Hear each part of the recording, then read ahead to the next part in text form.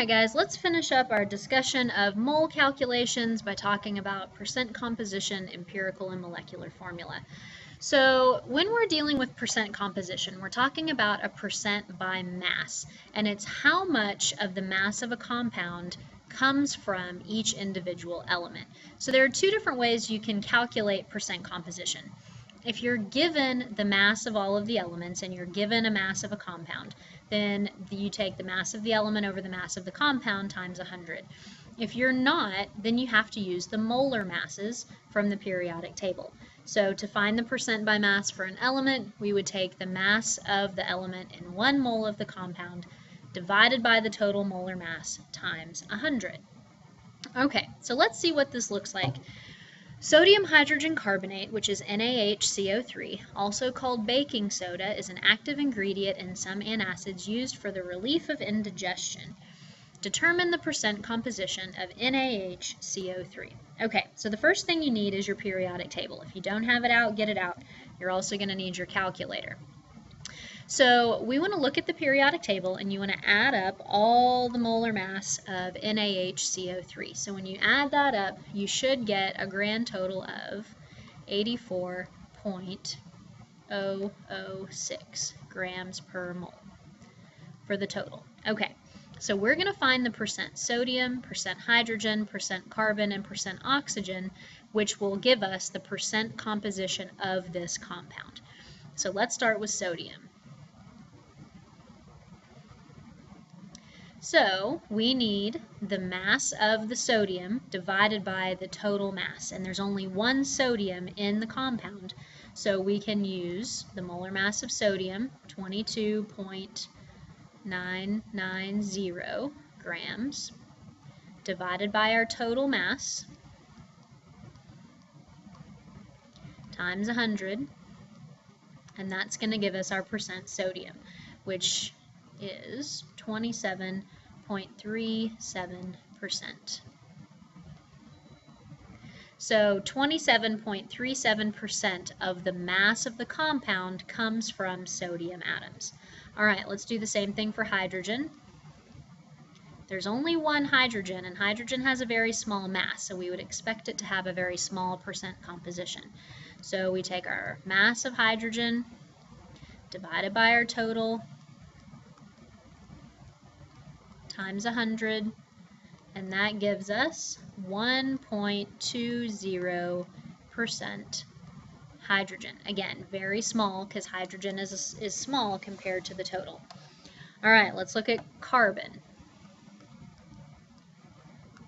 There's only one carbon. Again, we can use its molar mass, 0.11, over our total, times 100, and that gives us 14.30% carbon. Okay, last one, oxygen. Now this time there are 3 oxygens, so we need all the oxygens. So we're going to have to do 3 times 15.999 because there are 3 oxygens divided by our total.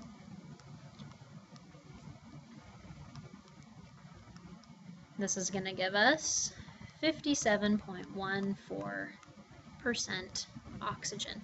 So now we know how much of our total mass comes from each of the individual elements that make up that mass.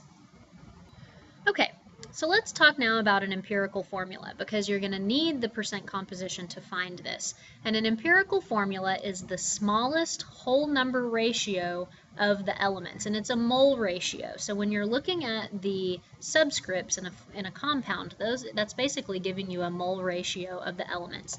And we can find the empirical formula from our percent by assuming we have 100 grams of the compound. So that's going to be our first step right there is to assume we have 100 grams of the compound. Then we're going to convert those grams to moles. That's the second step. Convert the mass of each element to moles.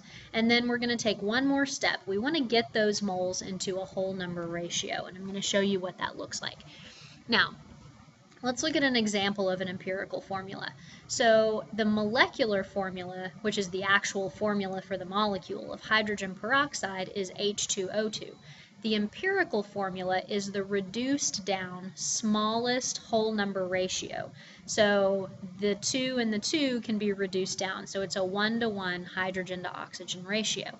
Now, sometimes the molecular formula and its empirical formula are the same. Like water has a molecular formula of H2O, right? Well, if you reduce that down, 2-to-1 is the smallest whole number ratio. If you have something like glucose, which is C6H12O6, you can reduce that down from 6 to 12 to 6 to a 1-to-2-to-1 ratio. So the empirical formula, all it tells you is the ratio. It doesn't tell you exactly what the molecule is.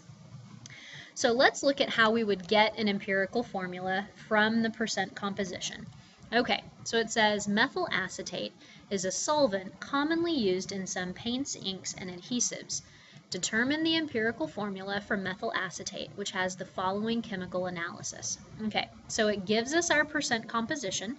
So the first thing we want to do is assume we have 100 grams of the compound. So if we do that, if we have 100 grams and it's 48.64% carbon, that means we have 48.64 grams of carbon. So we're basically just turning our percents into grams.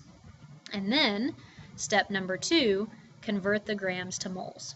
So 1 mole of carbon has a mass 12.011. So we divide by the molar mass, and that gives us a mass of 4.05 moles of carbon. Okay, we do the same thing for hydrogen. So our 8.16% hydrogen becomes 8.16 grams of hydrogen over 1. Now this is not diatomic hydrogen, it's hydrogen in a compound, so it's just H, not H2. Same thing with oxygen. So 1 mole of hydrogen has a mass of 1.008 grams. That gives us, when our grams cancel, 8.10 moles of hydrogen. Okay, now we do the same for oxygen. So 43.20 grams of oxygen over 1. Convert to moles.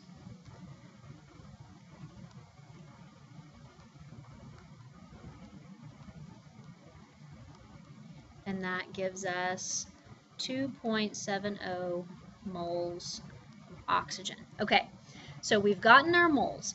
We need those moles to be whole numbers so that we can write a formula from them. When you have an empirical formula, you have to have your subscripts being whole numbers. They can't be decimals. And so the third step that we're going to do, we converted percent to grams, converted grams to moles.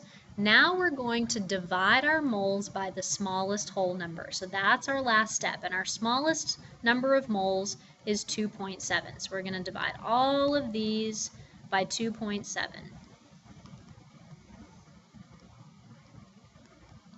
And hopefully this gives us whole numbers, or something very, very close. So when we divide, we get 1.5 moles of C,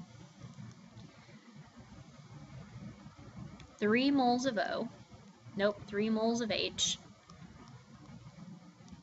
and 1 mole of oxygen. Now, 1.5 is not close enough to round to a whole number, but we could make this a whole number ratio if we multiplied them all by 2. So we could, instead of a 1.5 to 3 to 1 ratio, we could make it a 3 to 6 to 2 ratio. Now we have our whole numbers, and these become the subscripts in our empirical formula. So our empirical formula is C3H6O2. That is the empirical formula. Now, we don't know if that actually is the formula for methyl acetate.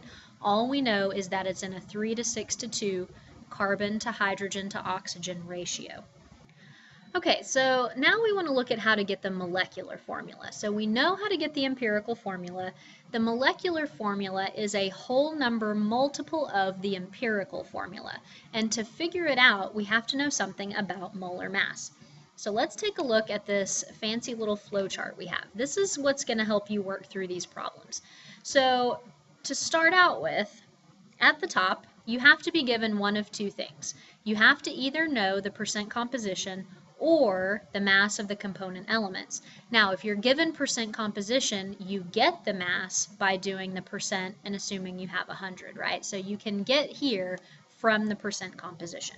Okay, and then our next step, we said we divided the mass by the molar mass to give us moles, and then we found the ratio of moles of elements. Now this step right here, this is where we want the whole numbers. So this is where we divide by the smallest.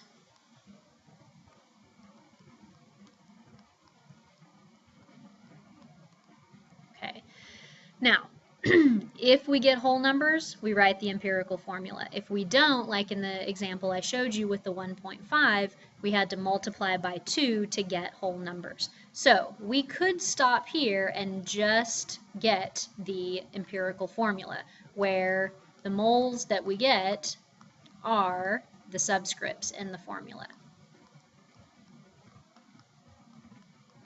Now, if we want to go on and find the molecular formula, then we have to know something. We have to know the molar mass of the compound.